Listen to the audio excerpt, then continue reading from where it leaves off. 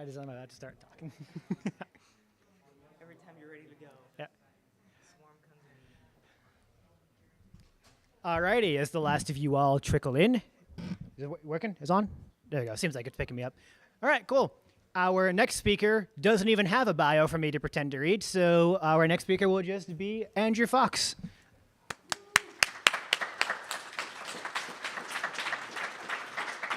Hello, everyone. I hope you're having a great day so far. So far, I've enjoyed the heck out of this, so this has been amazing. So today, what I'm going to be talking about is open source 5G network deployment. And this is something that I have been doing research on for about 2 or 3 years now. And let's get right into it.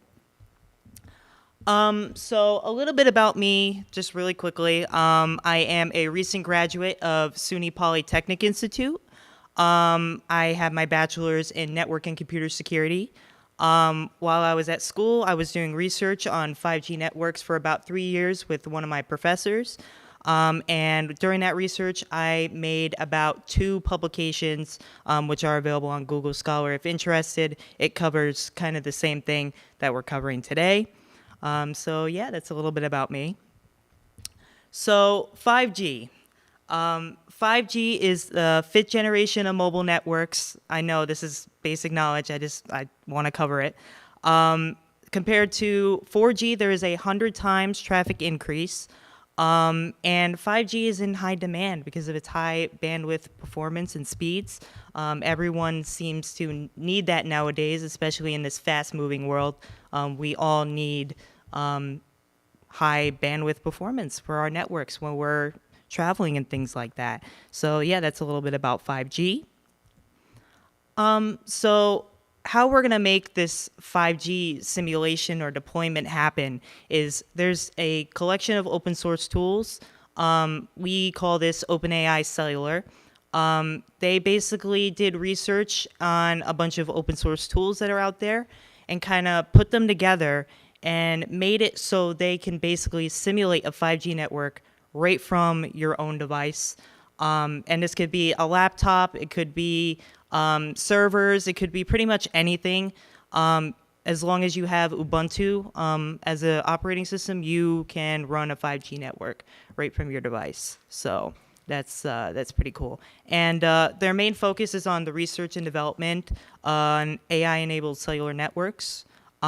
So that's kind of their main goal. They want people to be able to experiment with networks while it's all open source. So if you have an idea of something you would like to try to run in a 5G network, this is the perfect platform to try and do that. So some of the goals of my project that I was doing was we want to install and deploy OpenAI Cellular. That process takes a little bit of time. If you were at my training yesterday when I was helping people set this up, it took a little bit to get the installation going. So installing and deploying OpenAI Cellular, running different components that go into OpenAI Cellular, which I will cover in a minute. I'll go over those components. A denial of service attack against this network. When I was doing my research, I was trying to figure out what I can do with this network. I mean, it's open source. You're running your own network. What can you do? And I thought, you know what would be interesting? I want to see if I can just completely take this network down and run a denial of service attack against it and see basically what would happen. And I'll go over how I did that and some of the results of that. And then also I'll go into some other projects and experiments that maybe you guys can try out if you're interested, and things that I didn't have enough time to try out, but maybe you guys can. So those are some of the goals of the project. So some of the technologies that go into OpenAI Cellular include Docker and Kubernetes. Those are really part of the containerization of the different tools and software that we're going to be using. We're kind of having them all separated in their own separate containers. Helm is going to be responsible for the managing of the packages that are all involved. We need them all kind of logged in one place, and that's pretty much what Helm is responsible for. And then the SRS RAM project, that's really the simulation part. When you put all these things together, they focus on how do we actually get this network up and running once we have everything all together. So that's kind of what SRS RAM project is all about, putting everything together and making that network run. So if you're interested, I would take a photo of this. This is a link to information on how to install OpenAI Cellular. It gives you very detailed instructions on how to do it. And you might, sometimes there's a few issues here and there, but I definitely recommend you guys check out their GitHub page as well. They have additional projects that go along with these OpenAI Cellular basically. So I would definitely check those out. So there are three main components that go into OpenAI Cellular. So the first one here on the left is what we call the EPC. It's essentially the logs for our network once we get it up and running. That's the first thing that we start. We want to have our logs ready to go once we have everything all set up. And it provides us with some useful information. I know it's kind of hard to see, but it gives us some information such as when things are being attached, unattached, tells you when services are being initialized, and some other things, setup request, and things of that nature. So it basically is just logging everything for us, keeping everything under control, and if something happens, that's very useful for us. On the right side of the slide, you will see the G node B, or essentially what is the cell tower that we're going to be simulating. And this terminal window also has some very important information for us. I'm going to zoom in on this picture a little bit. It tells you when users are connecting, disconnecting to our cell tower, and it also provides us with some other information, kind of like handshake agreements for when the phones are connecting to the cell tower and things like that. It tells us all of those things. And then our last component that goes into OpenAI Cellular is, of course, the most important part, your phone. The phone that's going to be connecting to the cell tower. And this also will provide us some information. It tells us the IP address of the phone once it connects to the cell tower, and it gives us other information, sample rate, what cell we're going to be connected to, and what other services are running on your phone while you're connecting to the cell tower. So there's a lot that goes into running all this, a lot of components that go into it. So I highly recommend looking deep into the documentation. There's so much that goes into this that I can't fit it all in 25 minutes. So yeah, that's kind of the main components that go into this. So when I was running this denial of service attack, I wanted to collect information about what was going on during that time. So I collected a few metrics while I was running this attack. I wanted to see if I can really break this thing. Unfortunately, it did not. It actually handled it pretty well, so that was pretty cool to see. So what I decided to do is I ran just the regular network, the connection, the cell tower, the phone, everything connected for about 2 hours or so. And basically I collected the bit rate information of how the network was performing for the 2 hours. And then I stopped it. I ran it again, but this time under a denial of service attack. And it's kind of hard to see, but there's kind of a slight decrease in the bit rate over time. I know the graphs don't really, I guess you can kind of see it a little bit further down. So it handled it pretty well. But I will say, though, with the denial of service attack, there's lots of spikes that go down throughout the 2 hours. So definitely it did have some impact, but obviously it was still up and going through the 2 hours. So, but again, very interesting to see happen in real time and mess around with it and just see what would happen. And another metric that I collected was ping response time.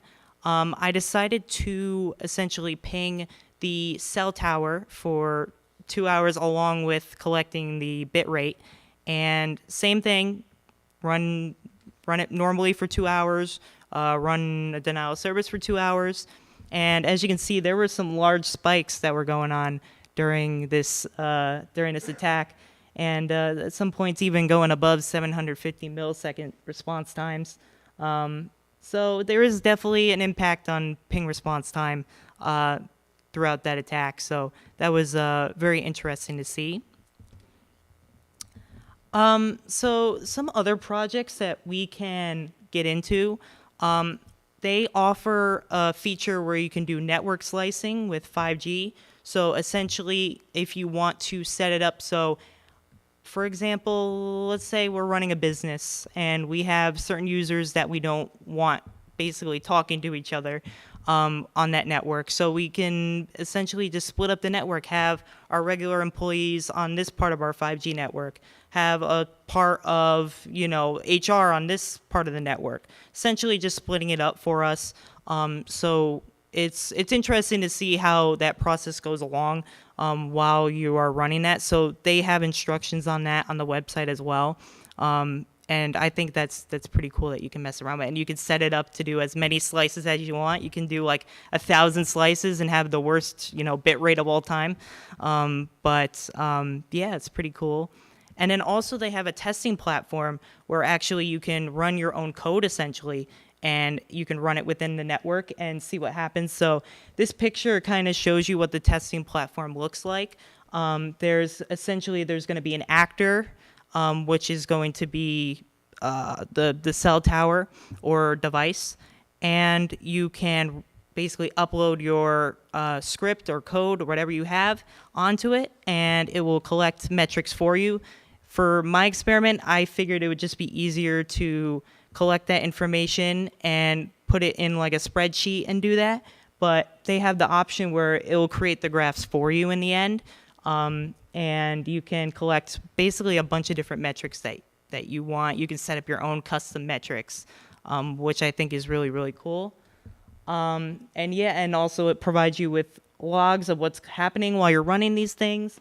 And it's a really, really awesome collection of tools that you can use to run your own 5G network right from your device.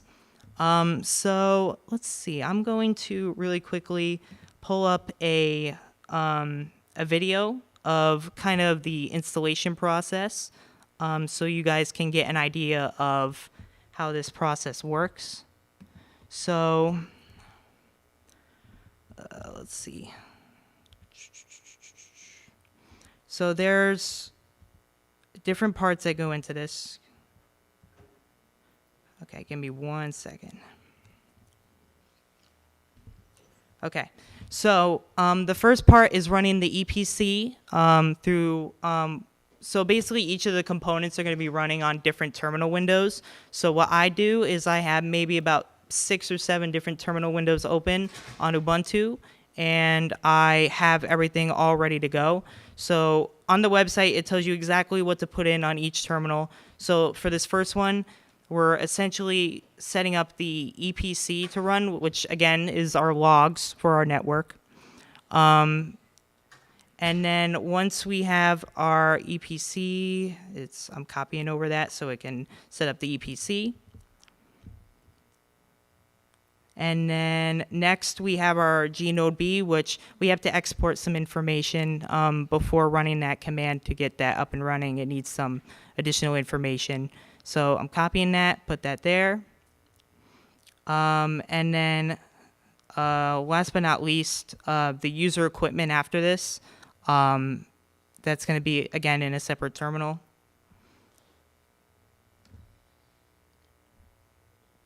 So there I'm setting up the user equipment. Now, this next part, what we want to do is, while this network is running, we essentially want to be sending traffic within the network to make sure that everything is running correctly. So on this first terminal window, what I'm doing here is we're setting up a server-side connection where and basically the output of that I'm putting into a text file, so I have that output so I can use it, make graphs and things like that. So that's what I'm doing in this one terminal here. And then in the next one, we're going to have it from the user equipment side. And we're going to have, again, I want to collect that information. So I'm putting it in a text file for me, so I have it on the side. And then we're ready to go.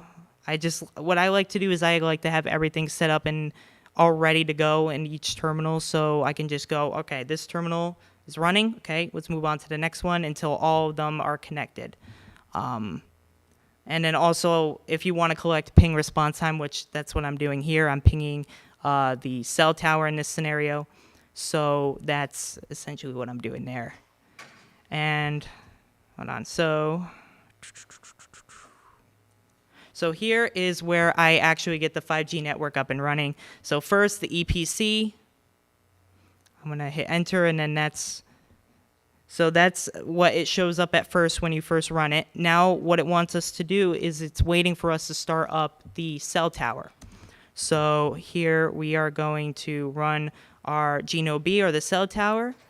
And sometimes this takes a second for a connection to be made to the logs. And in this terminal window, now I'm running the user equipment. So in a second, it's going to assign an IP address to the user equipment. And we'll see that happen in real time. It'll say, hey, this is the IP address of the user equipment.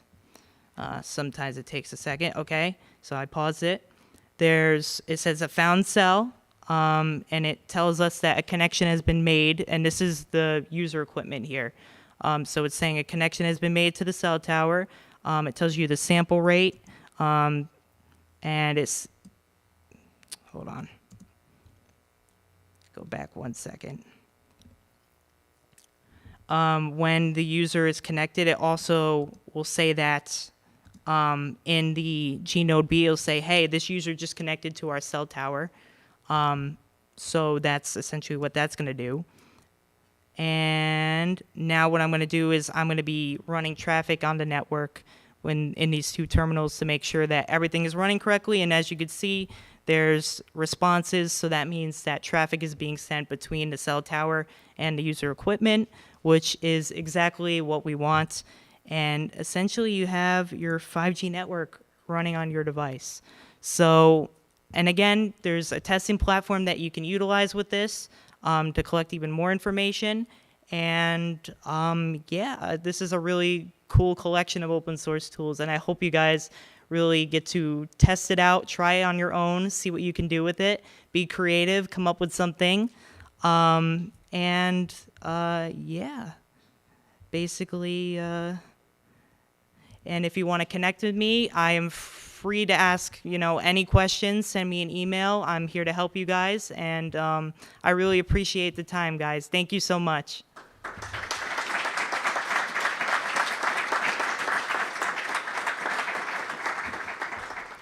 Does anyone have any questions?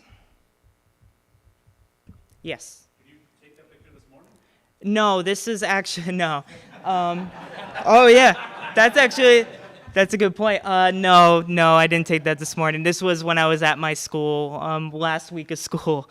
And I didn't plan that, I promise you, but that was good, that was good. Any more questions? Yes. You know if this toolkit OAIC can be used with hardware simulation as well, like the low power transmitters? That's a great question. Actually, so on their website, they actually have a list of the exact equipment that they used. So this can be implemented with, hardware.